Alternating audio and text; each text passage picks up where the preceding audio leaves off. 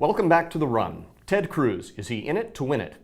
Get a load of that birth certificate. A natural-born Canadian, almost as bad as being born in Hawaii. Happily, he renounced his dual citizenship last year. Then there's the fact that The Economist called him hyperventilating. Other than that, he's a hip, red-blooded, red state American.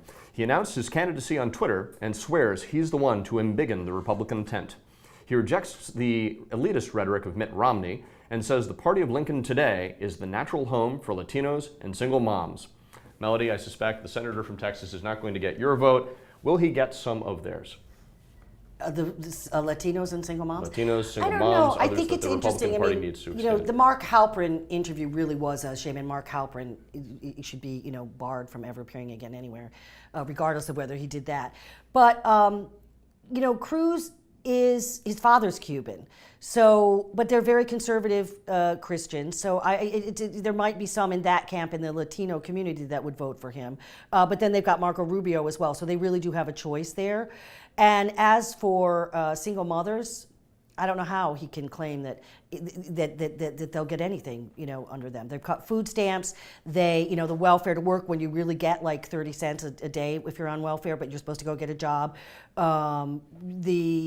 Anything that would actually elevate single mothers and give their children a chance to compete on a level playing field, he's against. So I don't know what his appeal to single mothers would possibly Anders, be. he says that the appeal of the Republican Party is the party of opportunity, and that's true across the board, particularly for those on the lowest rungs of the economic ladder.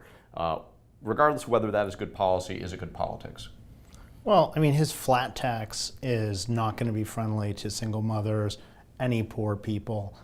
So to the extent that he's promoting that sort of thing, he's not going to get their votes unless they don't know what they're voting for. Rand Paul is saying the same thing, and yet he has a much younger constituency.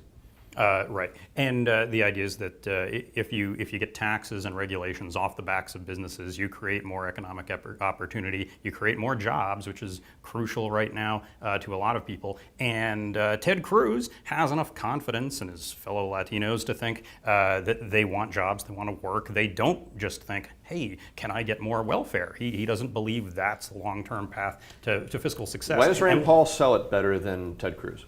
I think to expand the base of the Republican Party. I think it's easier in some ways if you don't even mention or talk about ethnicity. It's sort of inherently divisive, and I think people know Rand Paul's coming, like his father, from sort of an econ background and thinking about abstractions like widgets and economic agents, which don't have any color.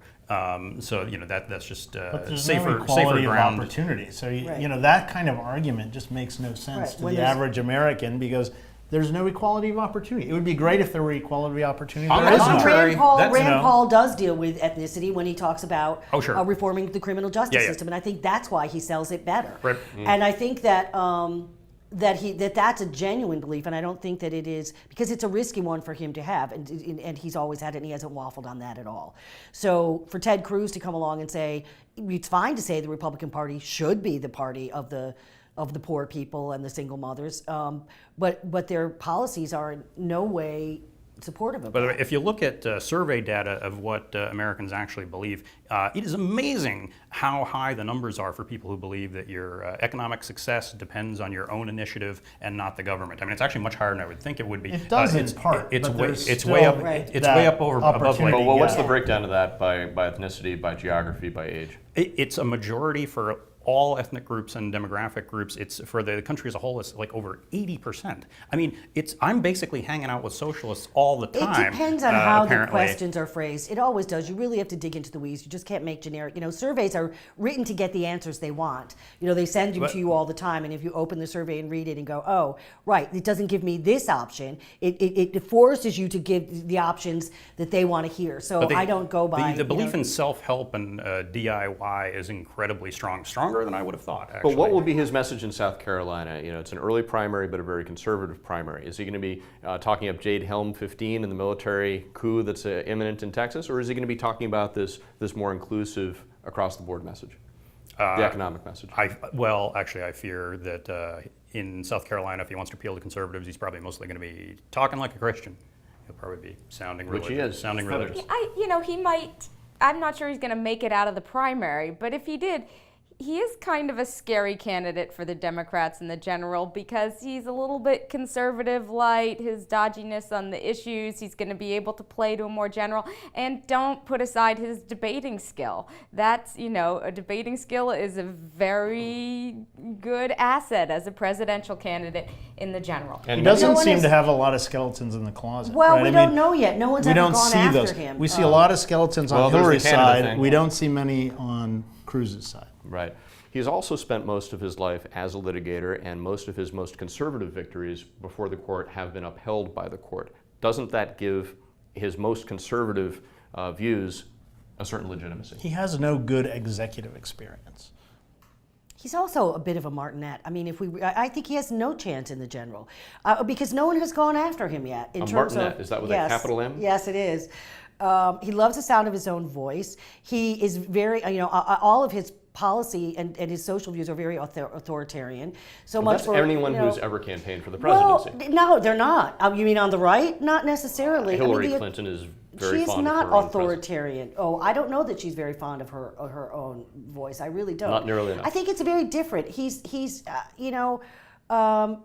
been compared on the left to. The House Un-American Activities. I'm totally blanking on his name. McCarthy. Yes, McCarthy.